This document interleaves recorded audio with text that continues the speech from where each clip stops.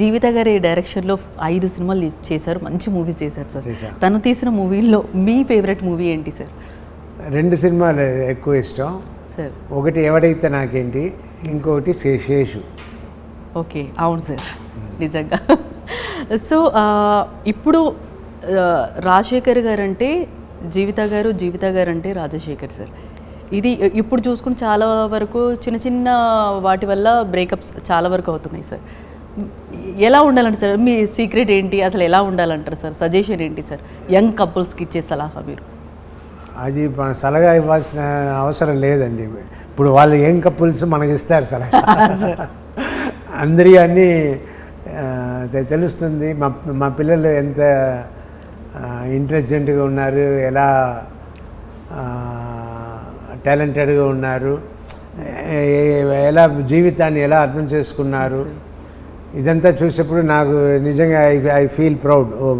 Hour kids are intelligent, they are ఈ రేస్లో వాళ్ళు కరెక్ట్గా ఉన్నారు. ఈ లైఫ్ అనేది పెద్ద రేసింగ్ కదా, రోజు we have to work. So అలా. సార్ ఉగాది అనగానే మీకు ఏం గుర్తొస్తుంది? లేదు, మీరు అడిగిన క్వశ్చన్ మనం వదిలేసాము కదా. మీరు ఆపేశారు అనుకోని నెక్స్ట్కి వెళ్ళిపోయాను సార్ నేను. ఏది అడిగారు మీరు? సో యంగ్ కపుల్స్కి మీరు ఇచ్చే సలహా ఏంటంటే, సలహా వద్దు అలా. అదే, సో యంగ్ కపుల్కి సలహా అనేది అవసరం లేదు. బట్ ఏదైనా ఒకటి, ఎవరైనా ఒకరి విట్టు కొడుకును, కాంప్రమైజ్ అవ్వాలి.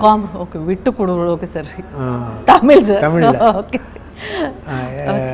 ఇచ్చి పుచ్చుకోవాలి. అదని విట్టు కొడుకును, అలా ఉండాలి. అండ్ కాంప్రమైజ్ అవ్వాలి, లేదంటే కష్టం. ఇద్దరు నేను పట్టిన కుందేలకు 3 కాలే అంటే. అదే సార్.